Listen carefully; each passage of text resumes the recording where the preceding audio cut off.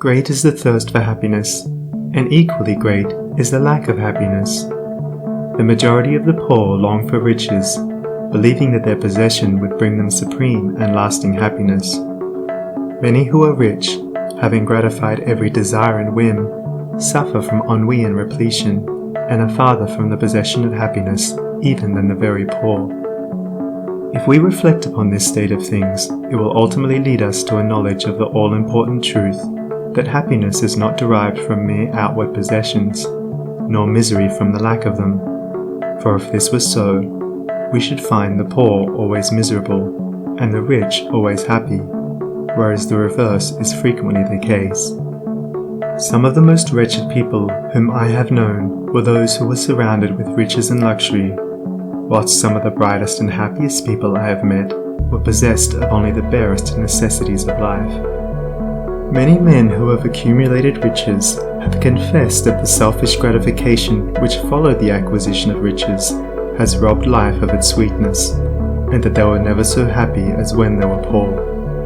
What then is happiness, and how is it to be secured? Is it a figment, a delusion, and is suffering alone perennial? We shall find, after earnest observation and reflection, that all, except those who have entered the way of wisdom, believe that happiness is only to be obtained by the gratification of desire. It is this belief, rooted in the soil of ignorance, and continually watered by selfish cravings, that is the cause of all the misery in the world. And I do not limit the word desire to the grosser animal cravings. It extends to the higher psychic realm, where far more powerful, subtle, and insidious cravings hold in bondage the intellectual and refined, depriving them of all that beauty, harmony, and purity of soul whose expression is happiness. Most people will admit that selfishness is the cause of all the unhappiness in the world. They fall under the soul-destroying delusion that it is somebody else's selfishness and not their own. When you are willing to admit that all your unhappiness is the result of your own selfishness, you will not be far from the gates of paradise. But so long as you are convinced that it is the selfishness of others that is robbing you of joy, so long will you remain a prisoner in your self-created purgatory.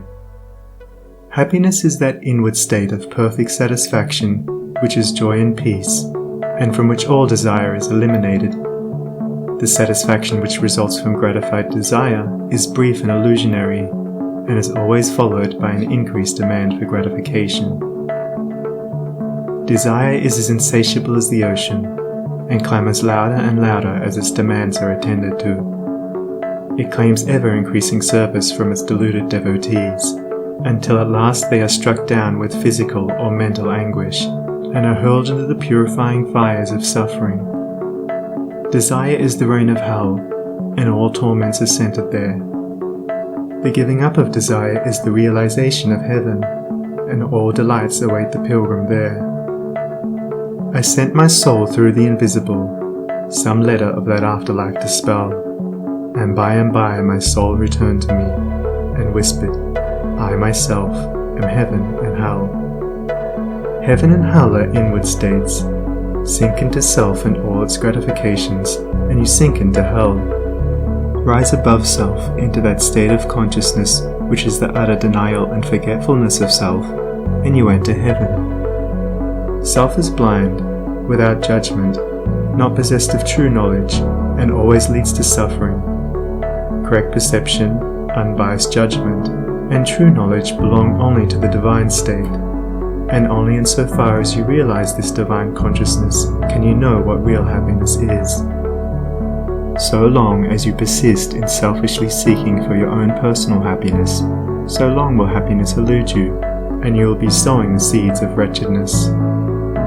Insofar as you succeed in losing yourself in the service of others, in that measure will happiness come to you, and you will reap a harvest of bliss. It is in loving, not in being loved, the heart is blessed. It is in giving, not in seeking gifts, we find our quest. Whatever be thy longing or thy need, that do thou give, so shall thy soul be fed, and thou indeed shalt truly live. Cling to self and you cling to sorrow. Relinquish self and you enter into peace. To seek selfishly is not only to lose happiness, but even that which we believe to be the source of happiness. See how the glutton is continually looking about for a new delicacy wherewith to stimulate his deadened appetite, and how bloated, burdened, and diseased, scarcely any food at last is eaten with pleasure. Whereas, he who has mastered his appetite, and not only does not seek, but never thinks of gustatory pleasure, finds delight in the most frugal meal.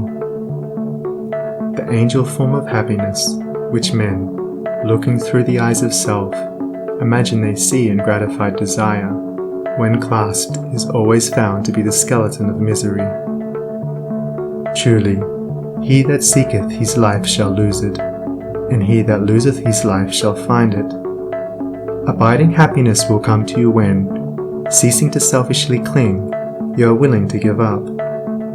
When you are willing to lose, unreservedly, that impermanent thing which is so dear to you, and which, whether you cling to it or not, will one day be snatched from you, then you will find that that which seemed to you like a painful loss turns out to be a supreme gain. To give up in order to gain, than this there is no greater delusion, nor no more prolific source of misery. But to be willing to yield up and to suffer loss, this is indeed the way of life. How is it possible to find real happiness by centering ourselves in those things which, by their very nature, must pass away? Abiding in real happiness can only be found by centering ourselves in that which is permanent. Rise, therefore, above the clinging to and craving for impermanent things, and you will then enter into a consciousness of the eternal. And as, rising above self, and by growing more and more into the spirit of purity, self-sacrifice, and universal love, you become centered in that consciousness. You will realize that happiness which has no reaction, and which can never be taken from you. The heart that has reached utter self-forgetfulness in its love for others has not only become possessed of the highest happiness, but has entered into immortality, for it has realized the divine. Look back upon your life, and you will find that the moments of supremest happiness were those in which you uttered some word, or performed some act, of compassion or self-denying love. Spiritually, happiness and harmony are synonymous. Harmony is one phase of the great law, whose spiritual expression is love. All selfishness is discord, and to be selfish is to be out of harmony with the divine order. As we realize that all-embracing love, which is the negation of self, we put ourselves in harmony with the divine music, the universal song, and that ineffable melody which is true happiness becomes our own.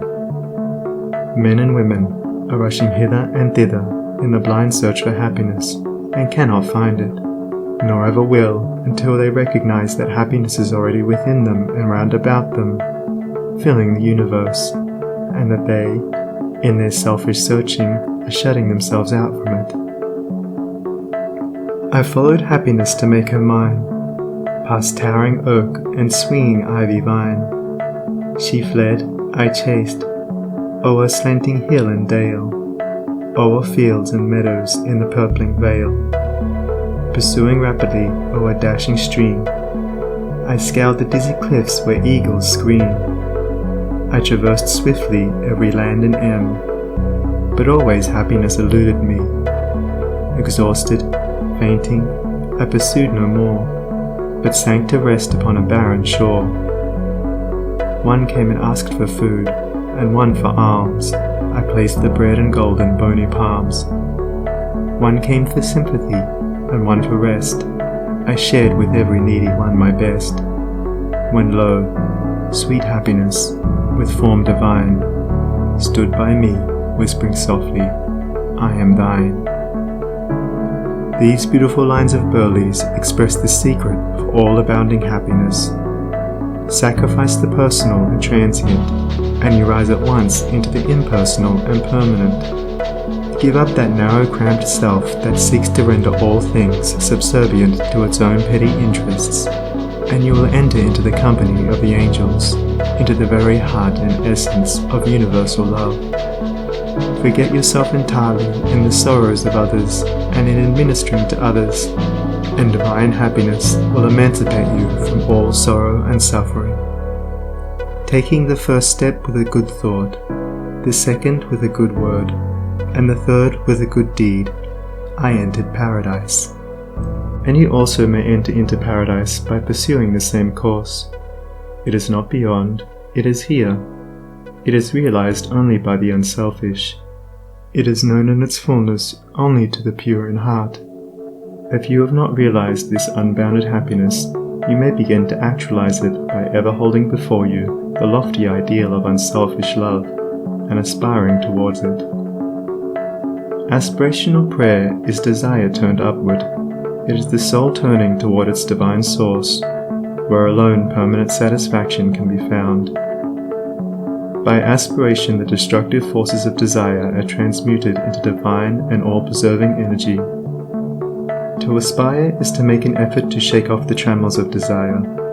It is the prodigal made wise by loneliness and suffering, returning to his Father's mansion.